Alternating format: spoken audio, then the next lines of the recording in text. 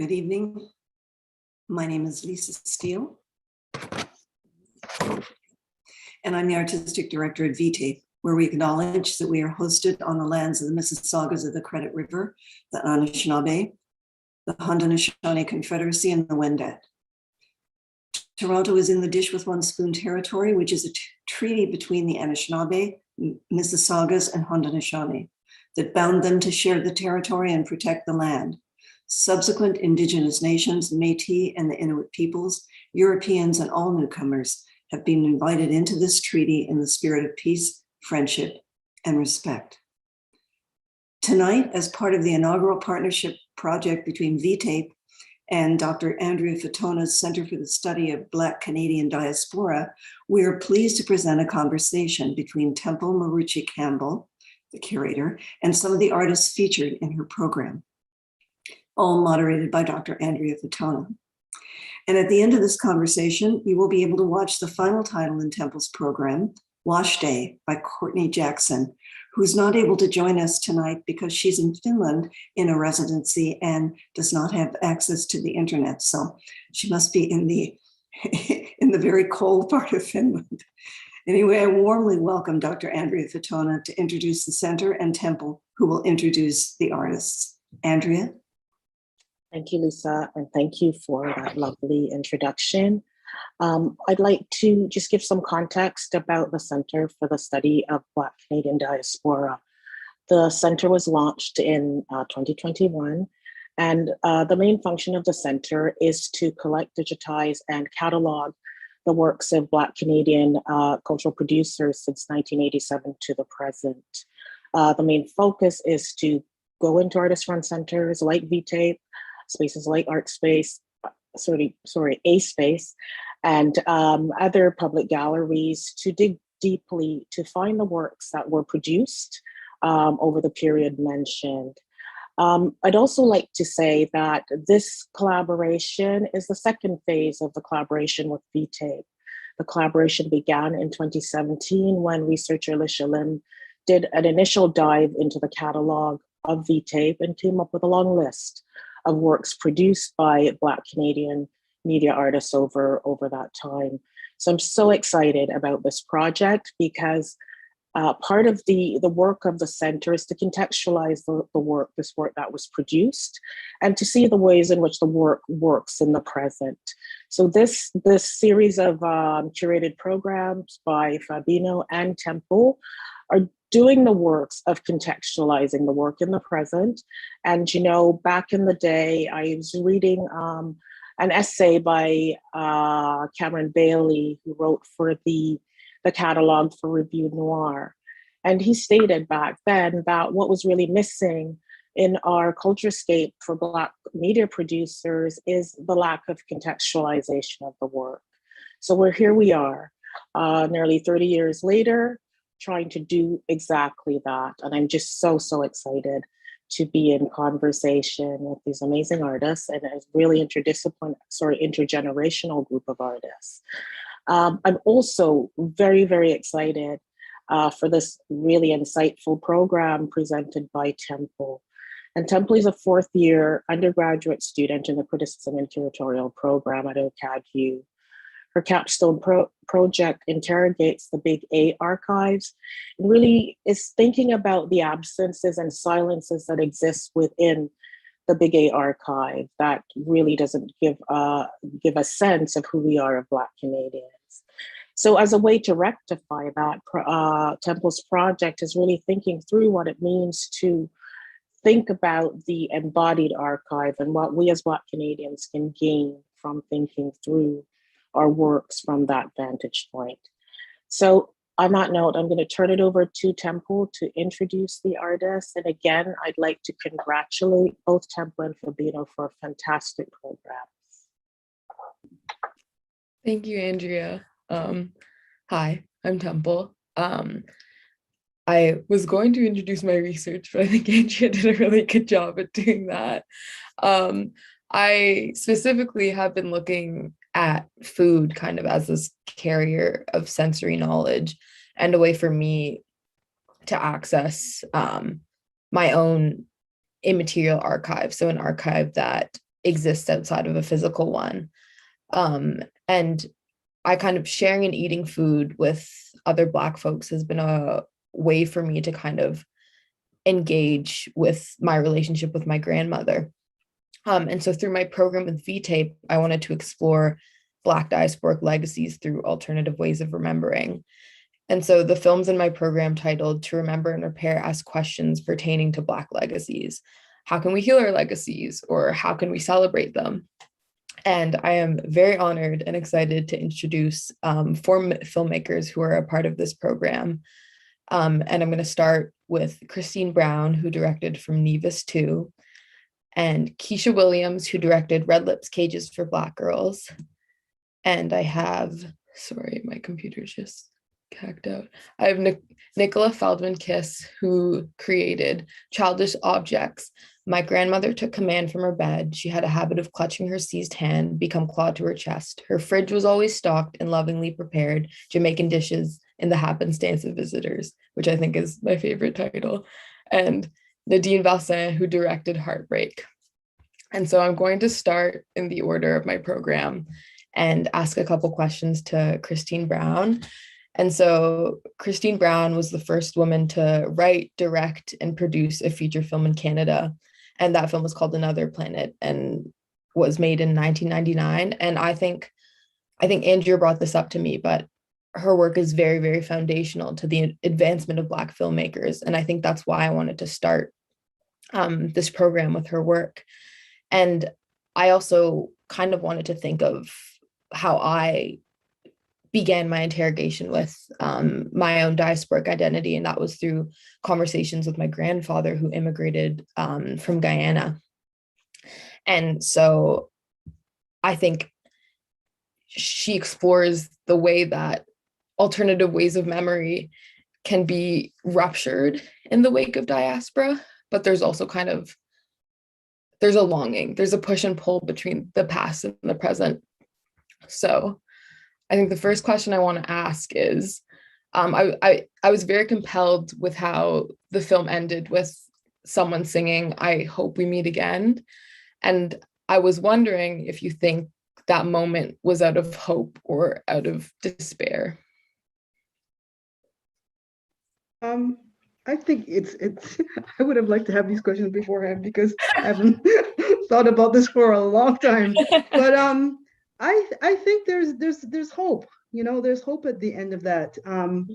It's funny the way that whole film came about. It was my mother, actually, I interviewed. I told her to become a character, and a fictionalized character.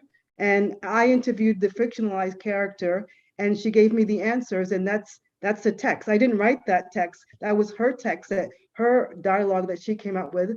And she decided to sing that song at the end. And it just happened like that, very organically and very, very naturally. And I think to answer your question directly, I think it does come from a place of hope, a place of, this new place that she's in, that the main character has arrived in. There's a chance for something better. And that's why that's why she's left her home, and she's looking for something better. So there is a real sense of hope there. Although that song is actually sung at funerals, I understand. So. Well, I guess in a way she is kind of mourning, like a part of her life. What's gone before and and looking hopeful towards what's coming. Yeah, and I think that I was thinking of this film a lot in conversation with Nadine's film, Heartbreak. And I think there's this juxtaposition between stasis and motion through the video, and also there's kind of flashes of photographs on the screen. And I feel like this kind of push and pull, like kind of being pulled in 2 different directions, is something that defines Black diasporic identity in a way. And I was wondering if there was a way you could speak to that in the context of From Nevis 2. Push and pull? Like I think what I thought was interesting with the film was she's remembering the past, but also actively moving forward, but also having these moments where she's kind of like reveling in it and wanting to go back. So there's kind of this point of contention. And maybe I can rephrase this and ask, was that kind of a reflection of your mother's experience or your own experience? I guess so. I'm sorry. It's okay. This push and pull between the past and the future. Mhm, I guess we always sit there, mhm, in the present where, we're pondering what happened in the past and looking towards the future. And mhm. the ones who are at the most peace are the ones who are sitting in the present at the moment. And I like to think that that's where I am right now, right in the present moment and present. And there's no past, there's no future. There's just the present. And I think that's the way that I see the world at this phase in my life. And I think that's the way I approach my art as well too. And yeah, I don't know what else to add to that. Yeah, I think it's when I introduced your work, I was really kind of drawn to how maybe universal it felt, maybe just for me though, because I had talked to my grandfather and like asked him like a series of questions of like what it was like to immigrate from Guyana. And I kind of asked him like about missing home or like missing his community. And he was like, I did, but I kind of had to move forward. And I kind of really appreciated that I could see him in your film. And you did mention earlier that it was a film that you made in your second year of film school. Ryerson, yeah. Which It is was yeah. And I was heavily influenced. I was watching Semben, and I think I had just seen Le Noir 2, Black mm, Girl, and I was heavily influenced. And if I watch From Nevers 2, I said I just ripped off almost everything from Semben. There's just so well, much, that whole isolation of the main character in Le Noir 2. I was trying to capture that isolation. I was trying to capture that alienation, that whole sense of not belonging or being somewhere new and not belonging in that space and having to deal with that new reality. And yeah, I mean, that's one of my favorite films, Black Girl. So yeah, I did actually notice some visual similarities. I wasn't sure if I was yes, just like, but I think the meandering and like the walking kind of aimlessly was like called back to that film like very yeah, heavily. yeah. So thank you so much. I'm going to ask Keisha Williams a couple questions. And so I think why Keisha's work, Red Lips, Cages for Black Girls, is super important and a good jumping off point from Christine's film is that it brings the idea of intersectionality into Black identity. Like we can understand how important it is to celebrate and preserve the nuance of Black identity, especially in the wake of trauma. And when I was thinking about remembering legacies, I think I was thinking a lot about how we can heal from them. And Keisha's film really works in tandem with Courtney Jackson's because they're both kind of offering ways that we can heal ourselves in the wake of oppressive and anti-Black systems. So I wanted to ask Keisha about, I believe, correct me if I'm wrong, but are you acting in this film? Yeah, a little bit. So I think it's your character who describes themselves as having high femme armor, which I think that really stuck with me. And I interpreted Red Lipstick as being an extension of this armor. And so I wanted to ask if Red Lipstick or any sort of high femme armor has been a way for you to reconcile or heal from internalized racism that you've dealt with in your past. 100%. Yeah, that's really what the beginning of the film, like that's where it was kind of birthed, is like this conversation that I was having with myself about like what I couldn't do, what I couldn't wear, how people were going to perceive me versus what I wanted to do, and how I wanted to show up in the world.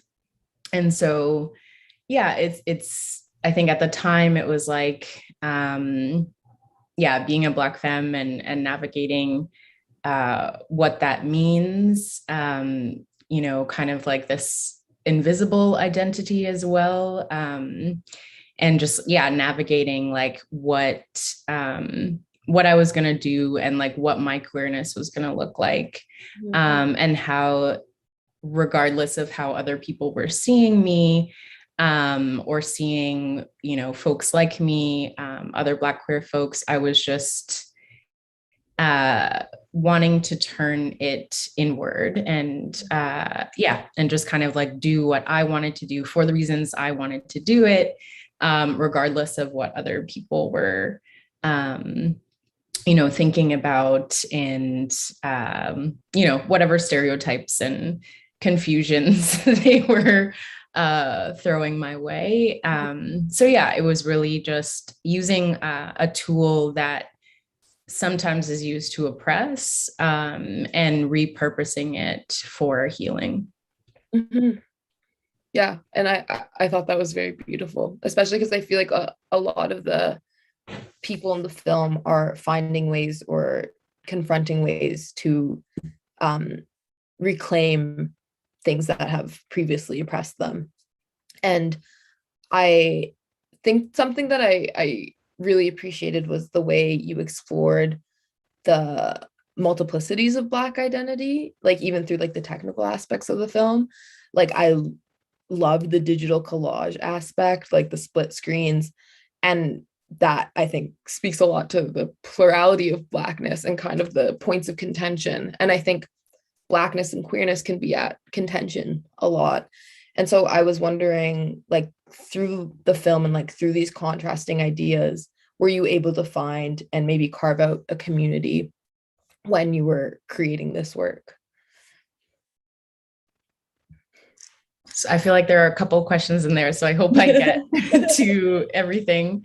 But yeah, I think I'm glad you like the split screen. It was my first film, and I was like, this is what I'm doing. Like, this is what I need to represent what's going on. And I'm glad that I did. It's a little cringy now, obviously, because I'm a few more films in, but that's my own whatever, it doesn't matter, because I feel like the content is still obviously like really relevant, and that's, I think, good in some ways and tough in other ways. But yeah, I felt like I wanted to use the split screen to talk about all the pieces that we have going on, all the ways we're expected to compartmentalize. And yeah, there was just a few different reasons for that particular choice. And now I'm forgetting the second piece of your question. Yeah, well, I was asking if like through, I guess you're confronting like very difficult topics in this work, and there's kind of a lot of contention at a lot of points in the identities that you're exploring. And I was wondering if like through that contention, you're making a cameo. Yeah, I love it. You're able to carve out community with your co-stars, with the team producing it. Like, were you able to kind of find what you were talking about in the work? Yeah, for sure. I had an idea of what I wanted to talk about and what I wanted to share, especially around like the New Jersey Four and things like this. But I also really wanted it to be a community project where we came together and talked about what's going on and our identities and such. So I didn't like coach people on what to say or what we were going to talk about even. I was just kind of like, yeah, we're talking about Black femmes and talking about ourselves. And so, yeah, folks just shared what they shared, and then similarities kind of pieced themselves together really naturally. But yeah, I definitely feel like, well, at the time, like there were the folks in my life who were helping me understand these concepts as well, and the folks that I really respected and admired for how they took up Black femme identity. Yeah, and so I feel like it was something that I directed, and something that I birthed, but like in community for sure. Yeah, and I think at least a really important part of my thesis is the concept of being able to carve out community, and that, sorry, my cat is running through. The idea of community isn't like the Black community isn't a monolith. It is very much like exists of so many different parts and pieces, and it's kind of up to us to carve out the community that we want to be a part of, and I guess want to lift up. And so I really appreciated your film for kind of bringing that forward and confirming that idea for me. Okay, so Thank you so much. I'm glad it resonated. I loved it so much. For the third film in the program, by Nicola Feldman Kiss, she is kind of dealing with, well, how I interpret it is that she's dealing with a physical way of remembering, or a physical way of engaging with internalized ideas. And I am very, very into the title because it feels like a train of thought, or like a stream of consciousness. I'm going to read it again. It's childish objects / my grandmother took command from her bed. She had a habit of clutching her seized hand to become clawed to her chest. Her fridge was always stocked with lovingly prepared Jamaican dishes and the happenstance of visitors. And so I was thinking a lot about my own research with physical ways of remembering. And I would go to this place called Ali's Roti on Queen with my grandmother, and she would get me mithai, which are like these fried dough sticks tossed in syrup, and the sugar crystallized on the outside. I'd always snap them in half. And I went like a few weeks ago and got those and snapped them in half, and I was like right back to remembering my grandmother. And so I think this physical way of remembering is really important in confronting legacies. And so I wanted to ask Nicola how the monotonous task of sewing thread into your fingers connected to you, to your grandma, or if it did at all, and was it healing?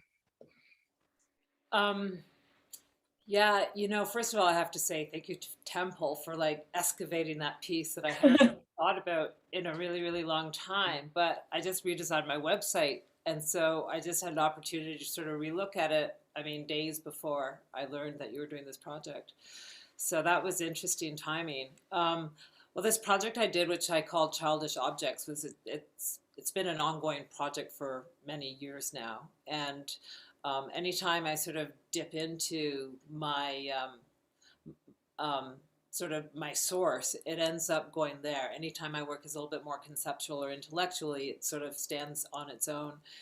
And so I was for that body of work sort of examining my childhood, and I was looking for sort of cool moments, sort of like I was looking to reassure myself about who I was, and in a lot of ways. And so one of my sort of questions to myself is, how do I know I'm an artist? How did I know I was an artist? How did I even get to be the person who I am? And I've got this ongoing curiosity about like the nature nurture thing. And so how much is the context and how much is the body? And are they, how much are they this? And can you separate them at all? And so I was looking for these very strong, like lucid memories, that they were so completely there, and there were 4 of them or 5 of them, and I made significant pieces out of them. But this one was, I remembered for hours and hours and hours sitting beside the sewing machine while my mother sewed all of our clothes. We were 3 kids. She made everything. We looked like the Von Trapp family. Everything was sort of like, made slightly differently, but with the same palette or fabric. And this is something that I did. I don't know when I started doing it, but really little. Because when I went to do it, I knew exactly how to do it, even though I hadn't done it in, my entire lifetime. So I knew sort of how deep I could go or not go. And at the same time, it was still kind of, I mean, I'd been out for a while, but 10 years into my career after grad school, and I spent a lot of time with my grandmother while I was at grad school because she lived in Sacramento and I was at Cal Arts in Southern California, and she literally put herself to bed. It was almost as if she said, dudes, I've done enough. I've done for you and you and you and you and you. Now it's time to do for me. And she just refused to, do anything but be served. And that went on for, a long time, 15 years, something like that. And I was very fascinated by that because at the same time, I was learning about psychoanalysis and things like that. So this idea that my grandmother was actually developing before my sort of witness, a kind of Freudian hysterical claw was, over the top, uncanny and fascinating. So that piece ended up coming from those different layers of memory. But I know that my grandmother needed to put herself to bed because she was tired, because she had slogged, she had done so much, she had so much happen to her, so much trauma, so much leaving, so much betrayal and abandonment and stuff like that. And she was, so it was sort of a healing on her behalf and a healing on my behalf of witnessing her through my growing up as I saw her sort of retreating in that way. It's a very visceral piece for me. I had forgotten how visceral, when you work on something and you sort of normalize it. And so I thought, well, why does this make people feel icky? And then when I looked at it again after you repointed it out to me, I'm like, oh, I can see how it is visceral in its watching. It's also very visceral. Yeah, and I think like physical ways of remembering might not necessarily be as visceral. Like mine, I'd say, is like very much internal and very much, I feel a bit passive while it's happening, like the one at Ali's with my grandmother. And I think like it's interesting that you are kind of interrogating the body as a carrier of knowledge and almost like puncturing it and like finding ways to like access this knowledge and these memories through like actually digging into yourself. And I mentioned before that this film or the title of the film kind of feels like a train of thought or a memory. And I was wondering if like you see the thread as either re-ingraining this memory or like as an access point to the memory. Channel. Yeah, the latter. Yeah, thank you for that. It was in the act of sewing that it all came to, something, knowledge, I guess, from body to, I don't know how else to explain it, but something that can be said.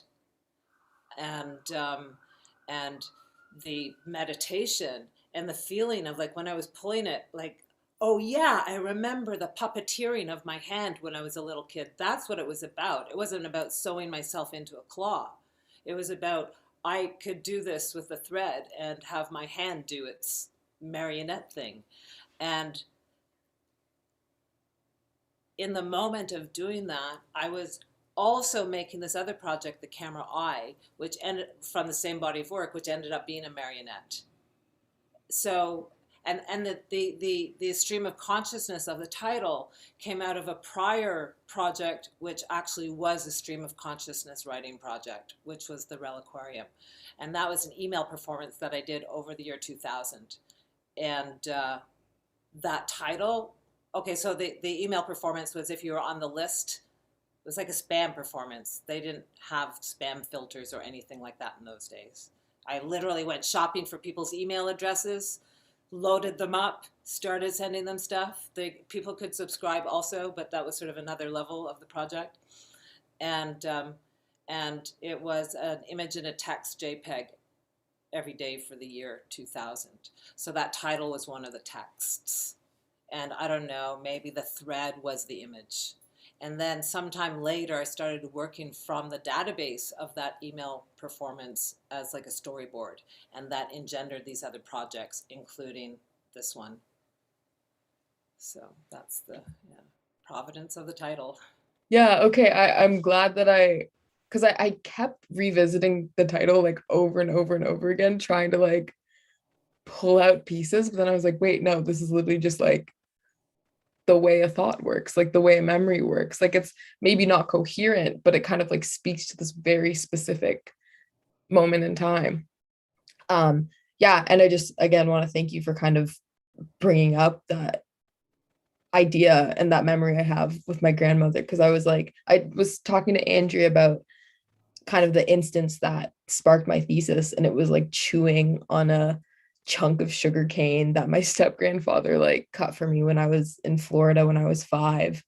And like even though the moments like those are very far and like few in between, they like I can remember them so viscerally when they happen. Like it's kind of an amazing thing the way you can kind of reconnect through your past through these acts of, I guess, physical activation. Well, another thing that I've thought about throughout my career is trauma and triggers to trauma, and what actually do we do with those triggers. Sometimes we get triggered into kind of a re-trauma and trauma again, and other times we get triggered into, I don't know, like flights of fancy and childhood memory. And to me, it's sort of, well, I guess my piece functioned as a trigger to your memory, embodied memory of your grandmother and great-grandfather. And when I did that sewing gesture, like I said, it triggered me into another project, but it triggered me into so many other kind of like random things that came out that I never even remembered to remember. Like I remember getting once, this urge came out of me. I don't know, grade 4 or something. This urge came out of me, and I had a pencil in my head. I went on my desk, and I made this giant scribble on my desk in a like second. And the teacher looked at me and said, "Oh my God, what was that?" Like I didn't really know what I was doing, but I got punished for making a line. So I kind of came to that also through doing. It was the feeling of shame that I'd made the line, and I didn't know why I had made the line, but it wasn't related to as if it was a strange creative moment. But when I look back on it, I'm like, oh my God, dude, that was brilliant. Or there was the one where I was bored in the hospital when I got my tonsils out, and I made a tea set out of Scotch tape. So I started to get triggered into moments like that. And it's the remembering that I was the kid who at 6 years old or something made a tea set out of Scotch tape in the hospital. It's like, that's a weird thing to do for a little kid. It really is. But there was healing that happened in me in relation to the memory of that little girl. And when I was making it, I knew exactly what to do. And then I made it and it looked wrong. Why did it look wrong? Because the tape had evolved to be fatter and less yellow. Mm-hmm. So, and I think this work really works with kind of in tandem with Nadine's work, because it's like questioning the body as like a carrier of like all these knowledges, all these traumas, and all these histories, which is why I think they work so well one after another. Thank you so much, Nicola. I'm gonna ask Nadine a few questions about heartbreak. And so I did mention this before, that I think of the body kind of as this carrier of knowledge and a carrier of life. And there's beauty and sorrow kind of in this idea. And I think this film is full of a lot of juxtapositions. And I think that's why it's so interesting. And I don't know if it answered the question I had for it, but I think I wanted to start by asking about the juxtaposition between being able to carry a legacy through carrying a child and also carry trauma through intergenerational trauma. And I was wondering how this point of contention speaks to contemporary Blackness, where there's this kind of like back and forth between Black joy and anti-Black racism, like always kind of at a head. Yeah, I mean, it's funny because the film was really written like kind of in this stream of consciousness mode. You know, it was made in 2016, and TIFF, the Toronto International Film Festival, had announced that they were doing this TIFF Instagram shorts competition, and you had to submit like a 1-minute piece, and you had like 2 weeks to do it. And it just so happened that it was just after Philando Castile and Anton Sterling, 2 Black men had been killed by police back to back. And I just remember kind of doom scrolling through and then I got confused because I thought, oh, well, there's this guy and he's in this city, but no, now they're talking about this other guy. So it was just this overwhelming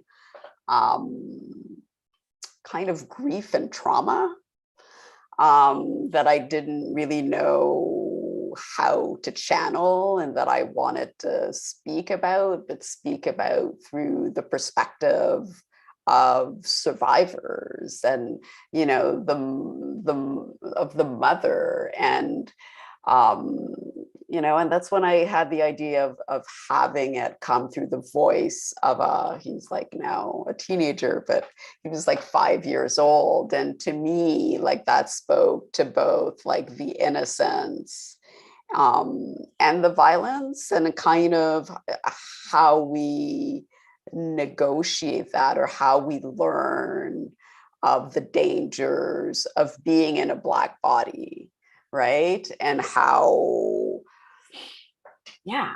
horror, like it's just like that, really like the joy and the pain and the physicality of it all kind of wrapped together in one. Yeah, and I think it's interesting that you say it was a stream of consciousness writing, because I watched it on Instagram. I like I dug for it on Instagram, and I found I could just watch it on a loop, like over and over and over again. Like it kind of fed back into itself.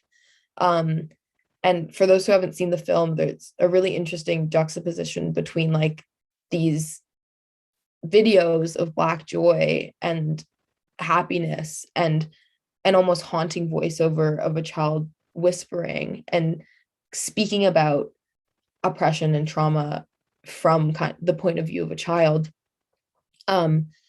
And I was wondering if that, again, I think I keep coming back to this idea of like contention, and I think all of the films kind of touch on these points of contention.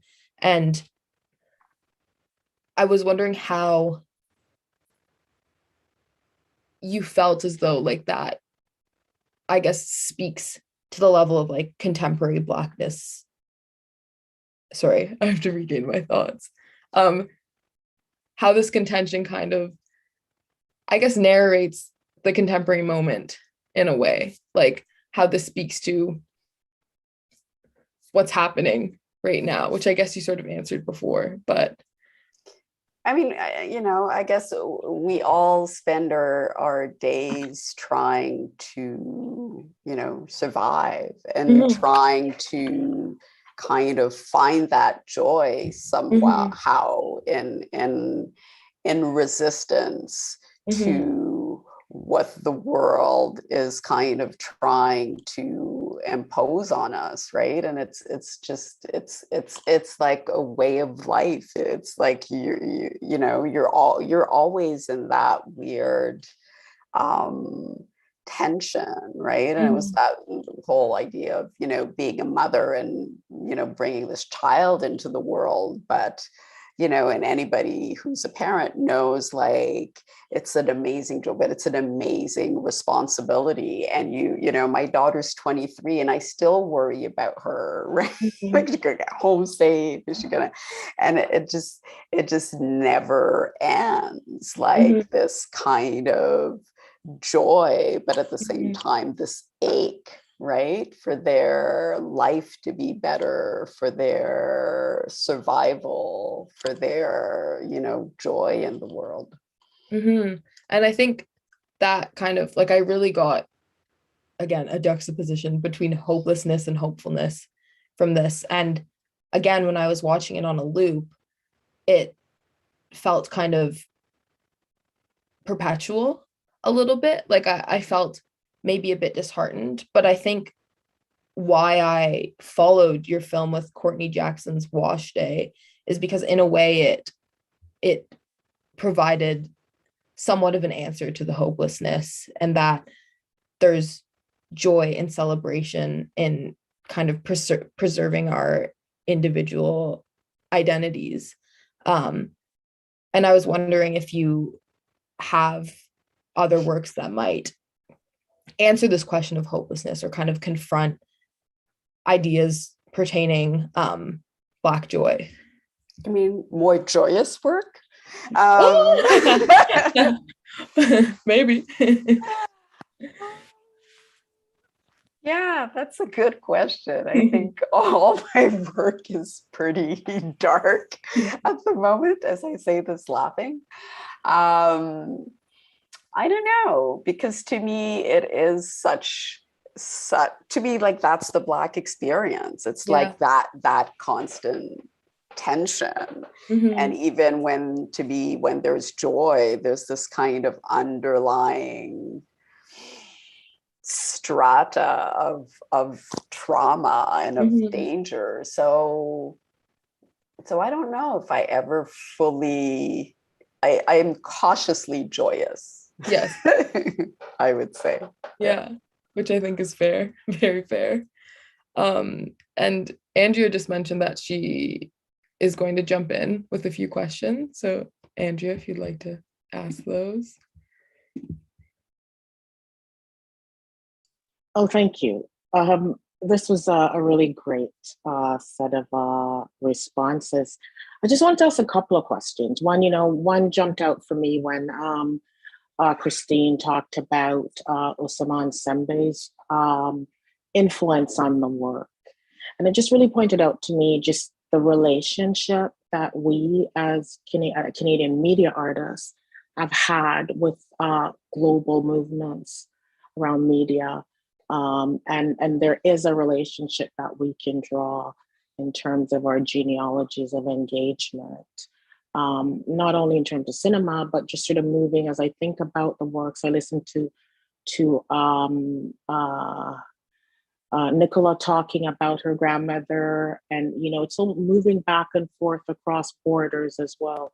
So I just wanted to ask everyone, just really around their aesthetic choices in the work, what drives them, what kind of relationships are there to other global Black cinemas or other filmmakers and media artists, video artists in Canada. Is there a conversation, a relationship that you folks have to other works?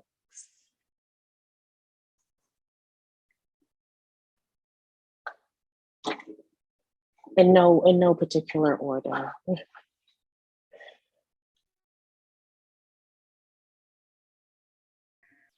It's interesting. I was just thinking the question made me think of a moment when I made my first feature film, Another Planet. And I was at the Vancouver International Film Festival. And there was a French woman that came up to me and an Indian woman that came up to me after the film, and they said they loved the film. And she asked me, so who was your literary influences? She didn't ask me who my film influences were, but my literary influences were. And she mentioned Jamaica Kincaid and some other names, and I'm thinking, it makes a lot of sense that she would say that, because at the time, I mean, even right now, they are not like, there's not this large body of work made by, at least feature films made by Black female filmmakers. So that was an apt question. But Another Planet was, going back to that film, I was influenced by Peter Greenaway, again, Usman Sembène.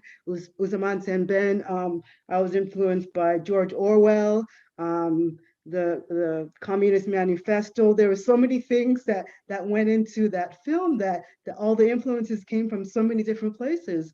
So yeah, and if you live in the world, you're going to be influenced by what you read, by where you live. I grew up in Regent Park, and that has informed everything that I've done, every piece of work that I've done thus far. So yeah, influences can come from anywhere and everywhere. And yeah. I was also, looking in your credits of Nevis too. And, I see people like Grace Lawrence, right? And so to think about folks from that moment who continue to work, and part of this whole project is to really try to draw those lines between works as well, and folks producing work. So thanks for answering that. And it's also just trying to think through, our relationship here in Canada to multiple locations and to multiple influences that form what we do and who we are. So yeah, question to the rest of the panel around your relationship to other spaces, other works, other influences. Yeah, I could go next. I think perhaps because of my timing and the generations that I have been inside and outside of Canada, and my influence, also because I have been a parent and a single parent of two, that my influences are not so much in the artistic community world, but they're more domestic. They've been more domestic. They've been about, sort of my obsession of finding out what's going on in the world. They come a lot, which is very disconcerting for me. Like increasingly over the last 5 years, I'm recognizing that, oh my God, I've got all of these years of art school, and how many like Black theoreticians was I ever guided to read? Bell Hooks, I think, Coco Fusco, very few, very, very few. And so, I'm really excited about the present moment because now things are like bubbling up. People are writing books, great opinions are coming out and analyses are coming out. And it's kind of like the first time in my life I don't feel alone in my ideas. It's really a really great moment. And now I'm like, well, man, I've read all of these, old white men dudes, and now I'm like, I'm so hungry for Black history. I'm so hungry to understand the differences between, American Blackness and Canadian Blackness, and what is my experience, and where do people, and the intersectionality of everything is very, very interesting right now, because now we have access to all of that. But I have to say, like in terms of Canadian communities, my biggest kind of hold on to has been Stan Douglas. And it's kind of like, if Stan can do it, so can I. His career has largely been able to help me have the confidence and the endurance to keep pushing through, lots of rejection and lots of not being understood. And when you work from personal story, and your sort of your home culture is different than almost everybody else's, they don't get it. They won't get it. And it's hard to empathize. It's hard to, sort of bubble up to success, I think. So, yeah, but now. Can I ask you a follow-up question to that, Nicola? Yeah. You mentioned Stan Douglas being one of the, the media artists that the international world knows, right? So Stan's been out there. I remember he was probably one of the first person I knew of as well. But there's something about your own practice that is installation-based, gallery-based, that I see as something a little bit different than the rest of the panelists in a way. That it's not usually single channel works necessarily. So I'm just wondering about that kind of your positioning in terms of being a media artist working within gallery settings, working within that installation frame. That again is along the lines of Stan Douglas in a way. So I just wondered, quickly, just maybe talk about that in terms of that positioning within the art world, within the gallery space for your work. It's a hard position to take up because, you're not, it's hard to be recognizable. You become recognizable over the long haul, but, your work doesn't look like each other. And, it's the stories in the work that look like each other for my body of work. So Stan also was an example of that. He could do what he needed to do, and he didn't need to plunk himself down into a category. And just because of the nature of my super, super miscegenated many, many generations, I just find that there's such a multiplicity inside me that it's very hard to settle into a kind of, part of my survival is channeling these bits of myself out of me and into the material sort of, into dialogue.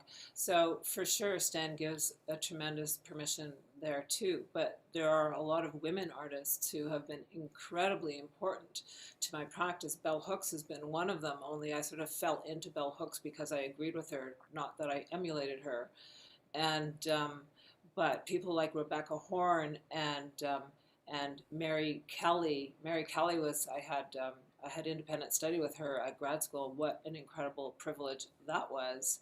And people like Ava Hess and Kiki Smith and Marina Abramovich has been really, really important to how I've approached my work and my relationship to body. And so, and currently there are, some really awesome, talented, incredibly energetic Black women artists who are giving me a lot of inspiration right now, Deanna and Sandra.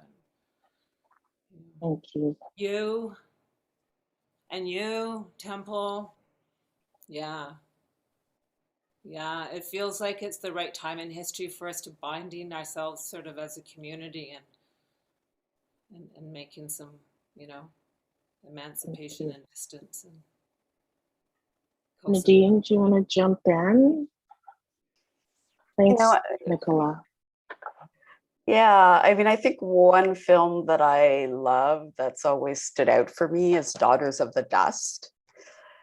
And, how both in, the beauty of the images by Arthur Jafa, but also in the time period that it portrays, which is kind of post-slavery, but not the contemporary world, and situated, in the Gullah Islands, with these, and it just told the story in a different way, and this magic realism of the unborn child telling the story of these generations of this Black family and the migration of part of it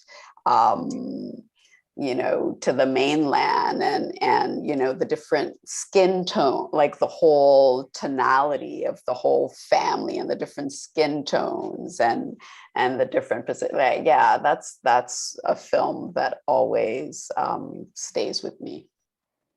Mm-hmm. Keisha? I can hop in. I feel like this is the way I want to answer the question. So one of the things that's very important to me in my media work is visibility and creating visibility. And I feel really lucky to be able to do that in my work, but also in other Black queer artists' work. So I think about folks like Natalie Wood and Michelle Pearson Clark. And it's just been such an honor to be able to embody other people's messages as well as they're intertwined with mine, and have these conversations as we're creating these works. And it's like lovely to have this overlap and to be mentored by them and also grow with them So those are two folks in my community, in my like Black queer community close to me that I think of, whose work, like I feel like we feed each other in particular ways, which I think is really beautiful. Thank you. And my last question, I'm just really, really curious about what folks are working on now. And what are the joys and challenges in terms of making media work as Black women artists this point in time in Canada? I'll jump in because I'm really excited about what I'm working on now. I'm working on my first opera, actually. I wrote my first libretto, and I got commissioned, and I'll be directing the opera as well too. So I'm really excited, and I heard the music for the first time this last summer. It's breathtakingly beautiful, and I can't wait to share it with the world. So and I'm working on other libretti, so I'm hoping to maybe branch out into that world. I mean, I've worked as a filmmaker and novelist as well too. Actually, my third novel was just announced as a finalist for what is it, the ECW Best Speculative Fiction new book. So so I'm going in many different directions at the same time and enjoying every minute of it. Congratulations. Yeah, thank you. So for me, I finished my third short film last year, which will be going through the film festival circuit. That was a narrative film about a Black mom, a Black queer mom who was recently incarcerated, and just her process around reconnecting with her 10-year-old.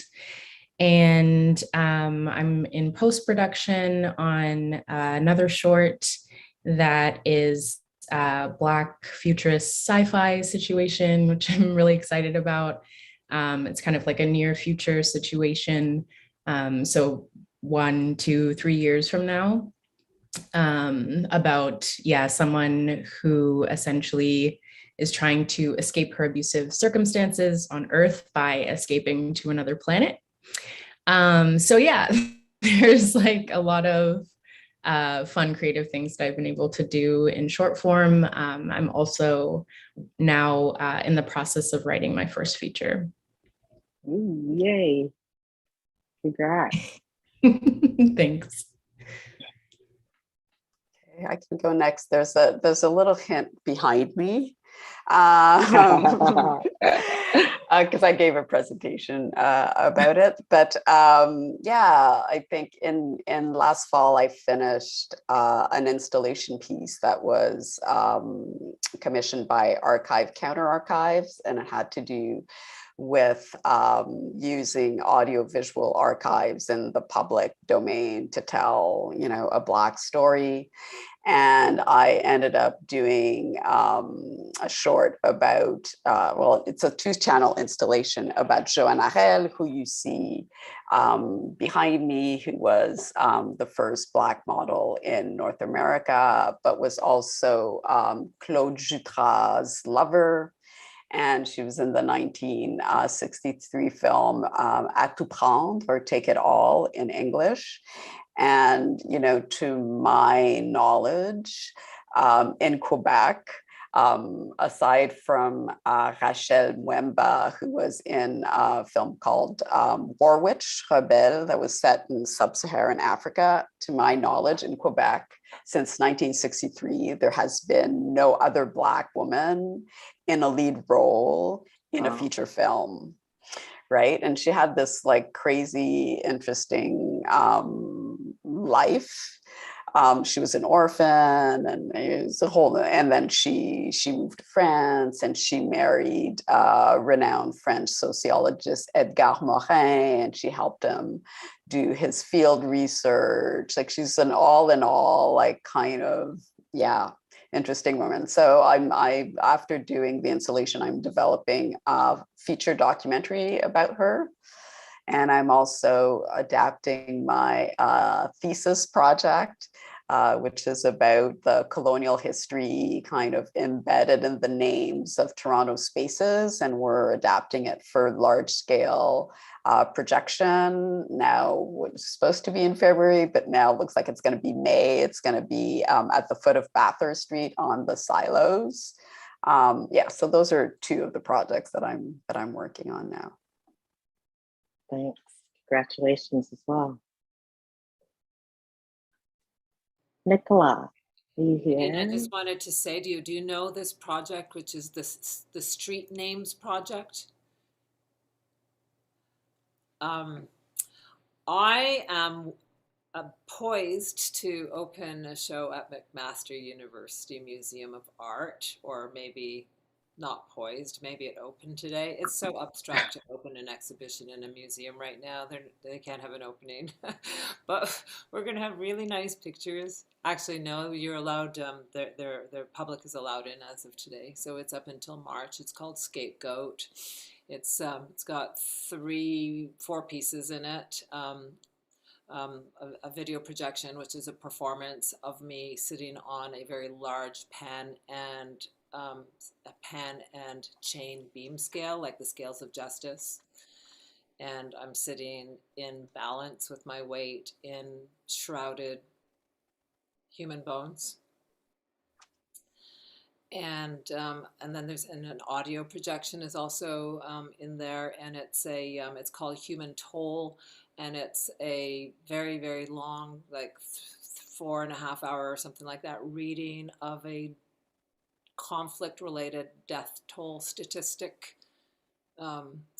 It's called Worldwide Battle-Related Death Tolls. So it's read by a computer voice, no emotion in it, just drones on and on and on and on. And then a project that I've been working on since 2015, which I've been calling An Initial Aversion to the Plight of the Sufferer, brackets Pietà, another really long title. I like these sort of literary titles. And it's a series of light boxes of portraits of young men embracing a human set of human bones, skeletal remains, a bundle of skeletal remains. Yeah, and a baby goat, a girl with a baby goat and a bunch of men. It's a monumental exhibition. There's a kinetic element in it, also a couple hundred black butterflies that flap gently. Anyway, it's in Hamilton now, if anybody's out there to go and see it. And then behind me, also sneak peek, this is a media installation that I've been working on. I've been really lucky to be working on 2 kind of parallel projects over COVID. So this is a piece that I shot underwater, under the Atlantic off Newfoundland. It's a near drowning scene. It came about from my kind of curiosity around what's happening in the Mediterranean and the number of African migrants that are sort of populating the bottom of that sea, and then started thinking about, the slave trade and what actually happened sort of like geologically with the number of bodies that got left in the ocean. And it's sort of like an experiment in empathy, an experiment in radical empathy. So the viewer will be actually underneath the video will be mounted on the ceiling. The viewer will be under the water. And then there's a volumetric soundscape as well. So we're just waiting. That will be in Toronto, but we're just waiting for COVID to figure out when it's going to go up now. Thank you. I hope everyone's really paying attention to these wonderful projects that are either launched or about to be launched, and make sure that we watch and visit these important projects. So I'm going to ask Temple, would you like to pose any final questions to the panelists? I'm just really struck by the amazing range of works as well that you've curated, Temple, and the range of aesthetics that you've brought together, and themes, right? Works ranging from migration, mourning, sexualities, alternate sexualities within Black communities. But the striking thing that just really is the container for all of this, as I listen to everyone speak about memories, their embodied relationships to the work, both conceptually and in terms of family histories and all of that. But the biggest thing for me is that this actual program, or probably both programs, really are, it's about us telling our stories in our own voices from our own perspectives. So before we wrap it up, I'm just wondering if you could just talk about that, and that sort of, the need, the continued need, as an emerging curator, as a young curator, this need to continue to push that forward, the need to tell our stories as Black folks, and from a range of Black perspectives within the context of curatorial practice and presentation. Yeah, so I think I have been attempting to engage with a lot of decolonial methodologies, and I want to like asterisk decolonial because I'm not sure what that looks like yet. I think there's a lot of things that we can call decolonizing, but I don't know if they're doing the things we want them to. But I think exploring a multitude of Black identities and Black stories and kind of celebrating the plurality of that is a step in decolonization. And I think it's kind of pushing towards how important it is to have a very diverse and, I guess, different ways of storytelling and ways of remembering. So I think that was very much at the core of my curatorial vision when I started this program. You're muted. Thank you so much. I really believe that your program was incredibly successful in really articulating that premise that you brought to the fore. And it's now just after 8:00. So I'm going to just thank you, Temple, but more than anything, thank all of you artists who've created this amazing work for us to now engage with. And I would like to thank VTAPE for this incredible collaboration that, again, will help us to bring the works that are sitting there in that catalog to the fore and make them visible, but also talk about them as we have today, in the context of the now, to see how the work works in the now, and to continue to make the works of Black artists, Black media artists available to all of us as audiences and receivers of this work. And thanks to everyone for being here as well. Thank you for supporting the program. And please watch Wash Day by Courtney Jackson, the final title in Temple's program.